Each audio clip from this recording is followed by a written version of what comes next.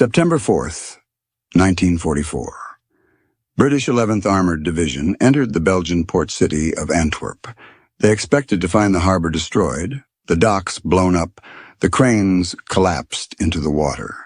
Every major port the Germans had abandoned in this war had been systematically demolished before retreat. Antwerp was different. The port facilities were intact. The docks were undamaged. The cranes still worked. The warehouses stood ready. It was Europe's second largest port, and after Rotterdam's destruction in 1940, the largest intact port in Western Europe, built to handle 40,000 tons of supplies per day, with direct rail connections to Germany, with enough capacity to supply the entire Allied advance into the Reich. Field Marshal Bernard Montgomery's forces had achieved something remarkable. They had captured the one port that could solve the Allied supply crisis, the one facility that could keep armies moving east without pause, the one asset that could end the war before Christmas. Montgomery sent a message to Supreme Commander Dwight Eisenhower. Antwerp captured intact, port facilities undamaged, ready for immediate use. Eisenhower was stunned by the news. For months, Allied planners had worried about logistics. The armies were advancing faster than supply lines could follow. Trucks were wearing out. Fuel was running short. Ammunition stocks were dwindling. Antwerp solved everything. Or it should have. If Montgomery did one more thing, if he cleared the approaches to the port, if he secured the 60 miles of estuary between Antwerp and the North Sea. Montgomery never gave the order. He had other priorities. More glorious priorities. Priorities that would leave Antwerp's miracle port sitting useless while Allied soldiers died for lack of supplies. The port of Antwerp sat 60 miles inland from the North Sea. Ships approaching the city had to navigate the Scheldt estuary, a winding waterway that passed through marshland, islands, and narrow channels. Every mile of that approach was controlled by German forces. On the southern bank, German 15th Army held fortified positions. On the northern approaches, German troops occupied Walcheren Island and South Beveland. They had coastal artillery covering the shipping lanes. They had mines in the water. They had clear fields of fire on any vessel attempting passage. No Allied ship could reach Antwerp's docks until those German positions were cleared. Every gun silenced, every mine swept, every fortification captured. The captured port was worthless until the estuary was secured. Montgomery's intelligence officers explained this to him on September 5th, the day after Antwerp fell. The port cannot be used, they told him. Not until the Scheldt approaches are cleared, not until German artillery is eliminated, not until the waterway is opened. Montgomery understood the problem. He acknowledged the situation. He made a decision that his staff couldn't comprehend. He decided to do something else first. Montgomery had spent the last month racing across Belgium and northern France. His 21st Army Group had advanced 250 miles in 2 weeks. He had liberated Brussels on September 3rd. He had captured Antwerp on September 4th. He was convinced the German army was finished. He believed he could end the war with one more operation. One bold thrust into Holland and across the Rhine River. One airborne assault to capture bridges and open the route into Germany's industrial heartland. Operation Market Garden. His staff raised questions. What about the Scheldt? What about securing Antwerp's approaches? What about ensuring supply lines before launching new offensives? Montgomery brushed aside their concerns. The Germans are beaten, he told them. We must maintain momentum. We must strike before they can reorganize. Market Garden takes priority. He needed Eisenhower's approval for Market Garden. It would require massive resources. 3 Allied airborne divisions, priority for fuel and ammunition, control of Allied air forces, complete commitment to his northern advance. Eisenhower was skeptical. His broad front strategy called for advancing into Germany on multiple axes. Concentrating everything on Montgomery's thrust meant starving other armies of supplies. It meant accepting risk. It meant gambling that Montgomery's assessment was correct. Montgomery made his case with absolute confidence. "Give me the resources," he argued. "I'll be in Berlin by Christmas. I'll end the war in 1944. Eisenhower approved Market Garden on September 10th. He gave Montgomery priority for supplies. He assigned 3 airborne divisions to the operation. He committed Allied air forces to the assault. Neither man gave orders to clear the Scheldt estuary. They both assumed it could wait. It was a catastrophic miscalculation. By mid-September 1944, the Allied supply situation was approaching crisis. Armies had advanced so far so fast that supply lines couldn't keep pace. The main supply port was still Normandy beaches and Cherbourg, over 400 miles behind the front lines. Every gallon of gasoline had to be trucked from Normandy to the front. Every artillery shell, every ration, every replacement part. The trucks themselves needed fuel for the round trip. The system was breaking down under its own weight. General George Patton's Third Army was running out of fuel. His tanks were sitting idle east of Paris. His advance toward the German border had stalled not because of German resistance, but because supply trucks couldn't reach him. The silence of those tanks was deafening. American crews who had spent August chasing the Germans across France at breakneck speed were now sitting on their hulls, watching the autumn rain turn the roads to sludge. They knew the Germans were reeling. They knew the road to the Rhine was open, but without fuel, a Sherman tank is just a 30-ton steel bunker. The momentum that had carried them from Normandy was evaporating, replaced by a creeping dread that they wouldn't be home for Christmas after all. General Courtney Hodges' First Army was rationing ammunition. Units were being told to limit artillery fire, to conserve machine gun rounds, to make every shot count because replacements weren't arriving. The solution sat in Antwerp, a port capable of delivering 40,000 tons daily, located 200 miles closer to the front than Normandy, with rail connections that could move supplies directly to armies. But Antwerp's docks were empty. No ships could reach them. The Scheldt estuary remained in German hands. Montgomery's 21st Army Group received priority allocation of available supplies. Everything was being diverted to support Market Garden. American armies were told to consolidate positions, to defend rather than attack, to wait while Montgomery attempted his decisive thrust. Patton protested furiously to Eisenhower. "We're being starved," he argued.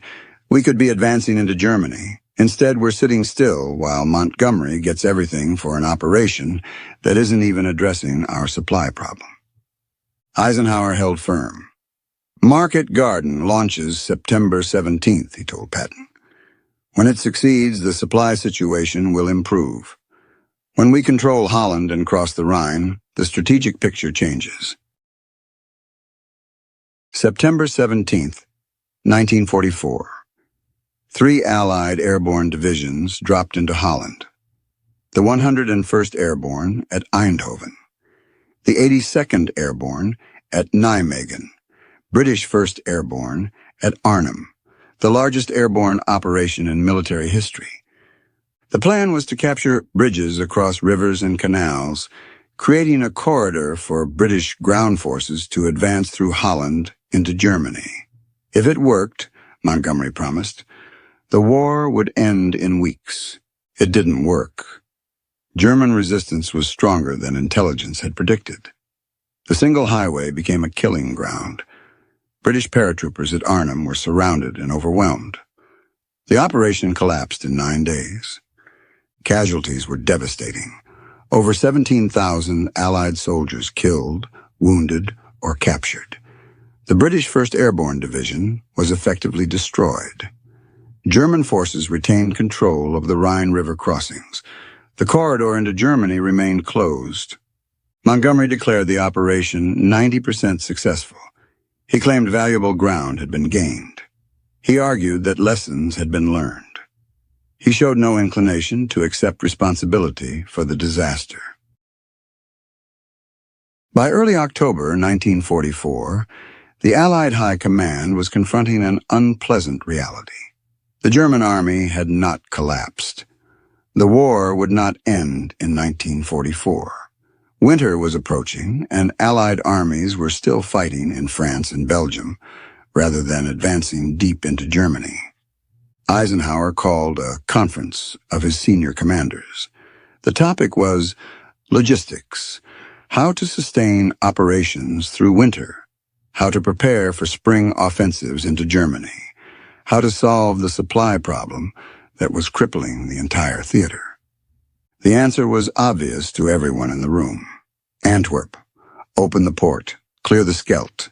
Get ships bringing supplies directly to Belgium, instead of trucking everything from Normandy. Montgomery was asked why the Scheldt hadn't been cleared yet. He explained that his forces had been committed to Market Garden, that clearing the estuary would require significant resources, that German positions were strongly fortified, that the operation would take time. Eisenhower's patience was exhausted. "I gave you priority for Market Garden," he told Montgomery. "It failed. Now open Antwerp. Make it your top priority. Get the port operational before winter." Montgomery agreed. He would assign Canadian First Army to clear the Scheldt. The operation would begin immediately. The port would be opened within weeks, but October was already half over. Antwerp had been captured on September 4th. 6 weeks had passed with the port sitting useless. 6 weeks when Allied armies could have been receiving 40,000 tons daily. 6 weeks that would have consequences nobody in that conference room fully understood yet. Canadian First Army received orders to clear the Scheldt estuary in mid-October 1944. The mission was to eliminate German forces on both banks of the waterway, capture Walcheren Island, and secure the approaches to Antwerp. The Scheldt was a nightmare of low-lying polders, land reclaimed from the sea and surrounded by high dikes. The Germans had flooded large areas by destroying the dikes. Canadian troops attacked through water and mud. Infantry waded through flooded fields. Tanks couldn't maneuver off the dikes, silhouetted against the sky as perfect targets. The German 15th Army didn't just have concrete bunkers, they had the water itself. When they blew the dikes, they turned the battlefield into a freezing, briny soup. For the Canadian soldiers, this wasn't just a battle. It was a descent into hell. There were no foxholes to dig. You'd hit water in 6 inches. There was no cover. The land was as flat as a table. Men wounded in the assault didn't just fall. They slipped into the freezing mud and often drowned before medics could reach them. It was a miserable, wet, rat-infested slog where the enemy was often invisible until the water around you started boiling with machine gun fire. The fighting was savage. Canadian infantry assaulted concrete bunkers in freezing water. Engineers cleared minefields under fire. Artillery pounded German positions that had to be taken one at a time. Progress was measured in hundreds of yards per day. The operation that Montgomery promised would take weeks stretched into November. Casualties mounted. The Canadian 2nd Infantry Division lost 2,000 men taking the South Beveland Peninsula. British forces assaulting Walcheren Island suffered another 8,000 casualties. The German defenders knew exactly what they were preventing. As long as they held the Scheldt, Antwerp's port remained useless. As long as the port was useless, Allied supply lines stayed stretched. As long as supply lines stayed stretched, Allied offensives remained limited. They fought for every fortification, every village, every mile of waterway. They made the Canadians pay for every advance. They bought time for Germany to prepare its winter defenses. Finally, on November 8, 1944, Canadian forces secured Walcheren Island. The last German positions controlling the Scheldt were captured. The estuary was in Allied hands, but the waterway still had to be cleared of mines. Every channel swept, every approach verified safe. Navy minesweepers began the tedious work of making the Scheldt passable. November 28, 1944. The Liberty ship SS Fort Cataraqui entered Antwerp harbor. It was the first Allied vessel to reach the port since its capture 85 days earlier. The docks, that had sat empty for nearly 3 months, finally began receiving cargo. 85 days. From September 4th, when British forces captured the intact port, to November 28th, when the first supply ship arrived. 85 days, when those port facilities could have been delivering 40,000 tons daily to Allied armies. The arithmetic was staggering. 85 days at 40,000 tons per day equals 3.4 million tons of supplies that could have been delivered directly to Belgium instead of trucked from Normandy. Enough fuel to keep every Allied army advancing continuously. Enough ammunition to sustain major offensives. Enough of everything to maintain pressure on Germany through the fall. Instead, Allied armies had spent September, October, and most of November struggling with supply shortages that limited their operations, all while Antwerp's miracle port sat empty. Montgomery never acknowledged that prioritizing Market Garden over the Scheldt had been a mistake. He never admitted that 6 weeks had been wasted. He never accepted responsibility for the delay that crippled Allied operations through the fall. By late November, when Antwerp finally opened, the strategic situation had changed. The easy advances of late summer were over. German defenses had solidified. The weather had turned miserable. Winter warfare was beginning. And in the Ardennes forest, German forces were quietly assembling for a massive counteroffensive. Hitler had decided to exploit the Allied supply problems and overstretched front lines.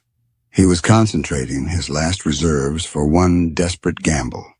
The delay in opening Antwerp had given Germany exactly what it needed: time to prepare, time to reorganize, time to launch the attack that would become the Battle of the Bulge. December 16, 1944. German forces launched their Ardennes offensive through thinly defended American positions in Belgium. Over 200,000 German troops attacked along a 75-mile front. The assault achieved complete surprise. American casualties in the first 48 hours were catastrophic. Entire battalions were overrun. Communication networks collapsed. Supply dumps were captured.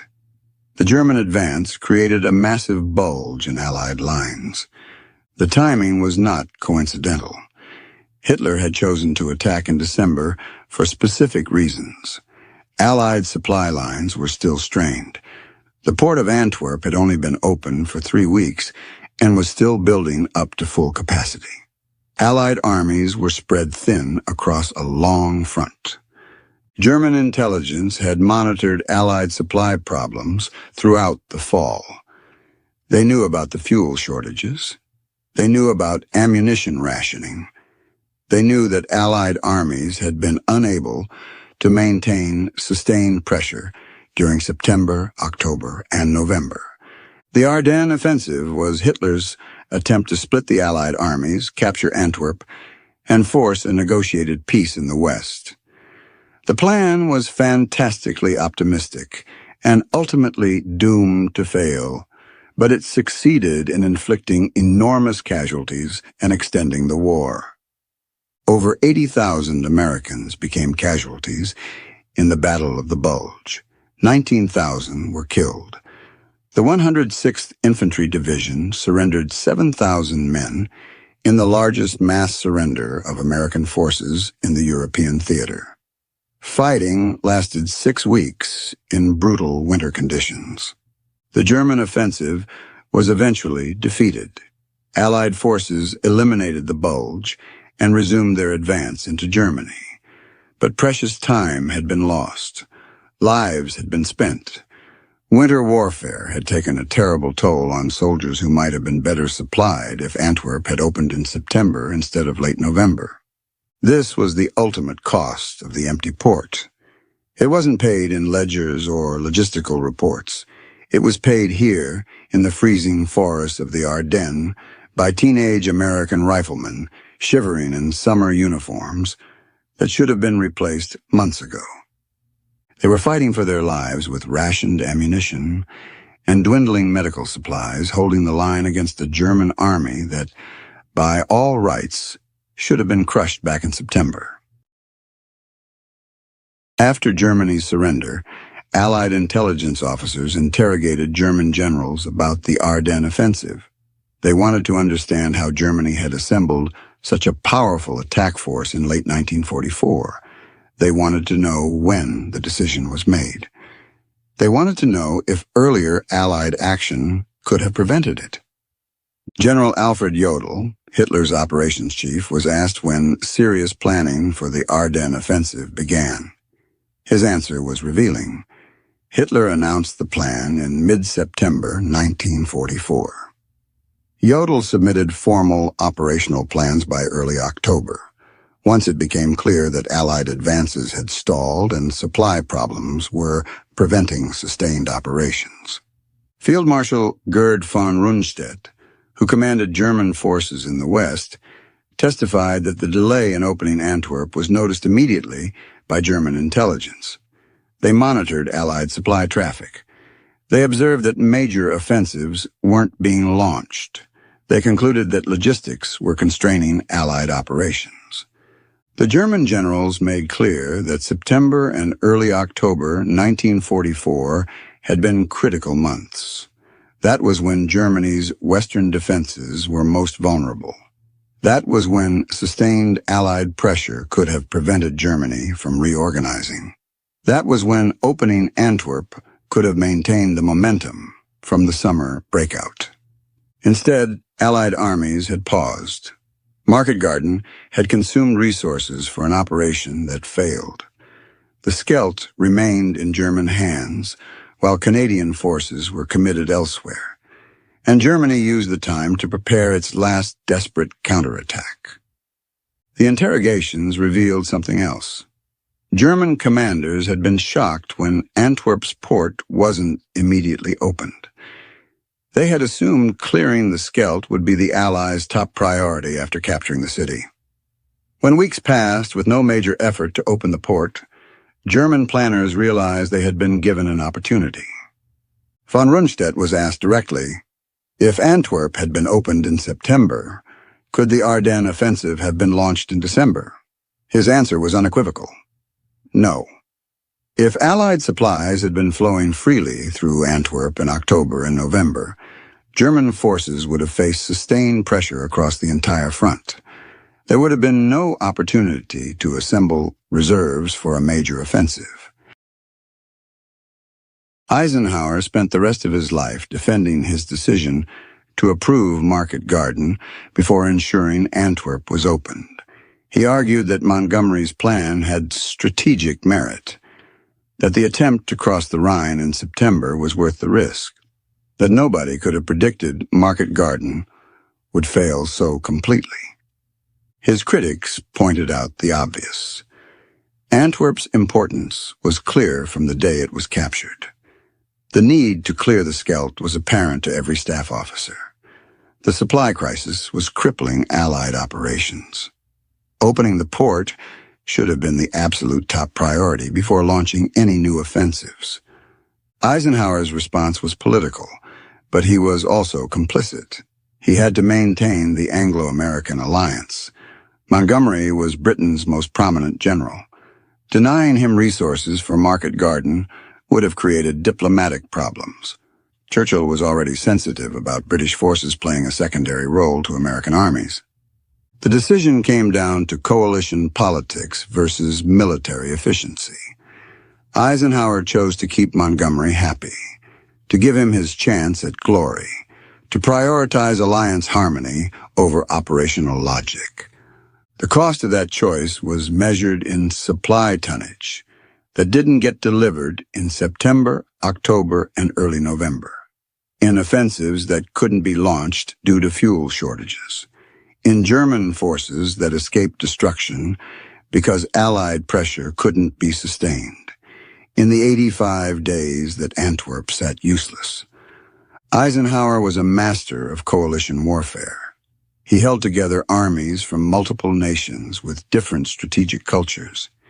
He managed egos and political pressures that would have overwhelmed most commanders. His diplomatic skills were essential to Allied victory. But diplomacy has costs. Sometimes the costs are paid by soldiers who needed supplies that didn't arrive because a port sat empty for 3 months. Montgomery never admitted that leaving Antwerp useless while pursuing Market Garden was a strategic error. In his memoirs, he defended every decision. He argued that Market Garden had been 90% successful. He claimed that German opposition had been unexpectedly strong. He suggested that if Eisenhower had given him more resources, the operation would have achieved its objectives. The 3-month delay in opening Antwerp received barely a paragraph in his account of the campaign. British historians have been more critical. Even those sympathetic to Montgomery acknowledge that clearing the Scheldt should have taken priority over Market Garden, that the port's importance was obvious, that the consequences of the delay were severe. Max Hastings, who wrote extensively about the Northwest Europe campaign, called Montgomery's decision to prioritize Market Garden over Antwerp one of the major strategic blunders of the war. The captured port represented an opportunity to maintain momentum from the summer breakout. Montgomery squandered that opportunity for an operation that achieved nothing. Antony Beevor noted that Montgomery's ego and ambition led him to pursue spectacular operations rather than unglamorous logistics. Clearing the Scheldt estuary wasn't glamorous. It was brutal infantry fighting in miserable terrain. It wouldn't make headlines. It wouldn't position Montgomery as the man who ended the war with a brilliant maneuver. Montgomery's reputation survived the war intact. He was promoted to Field Marshal. He received honors and accolades. The British public revered him. His mistakes were overlooked or minimized in official histories. The Canadian soldiers who fought for 6 weeks in the flooded Scheldt received less recognition.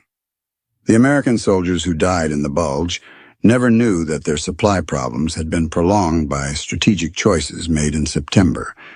The 85 days that Antwerp sat useless became a footnote in histories that celebrated Montgomery's brilliance. The cost of Montgomery's decision wasn't just measured in tonnage.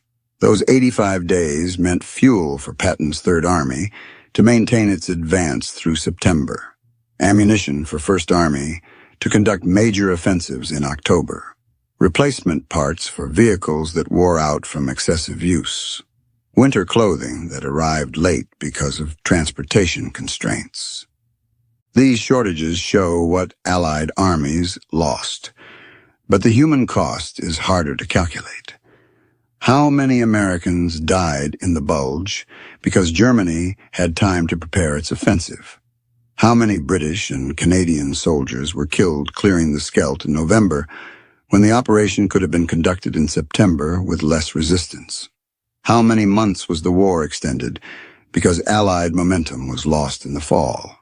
The facts are clear. Montgomery captured an intact port on September 4th. He didn't clear the approaches until November. Allied armies struggled with supply shortages for 3 months. Germany used that time to reorganize and counterattack. Montgomery chose glory over logistics. Soldiers paid for that choice with their lives, with their blood, with months of suffering that might have been avoided if the miracle port at Antwerp had been opened when it was captured, rather than when it was finally cleared 85 days later. Wars are won by logistics as much as by battles. The most brilliant tactics fail if supplies don't reach the front. Montgomery's choice to prioritize Market Garden over clearing the Scheldt estuary revealed his fundamental misunderstanding of what mattered most in September 1944. He believed one more spectacular operation could end the war. He was wrong. The unglamorous work of clearing mines, capturing fortifications, and opening supply lines didn't appeal to him. It wasn't the kind of operation that would make him the man who won the war, so he pursued glory instead. And the war continued.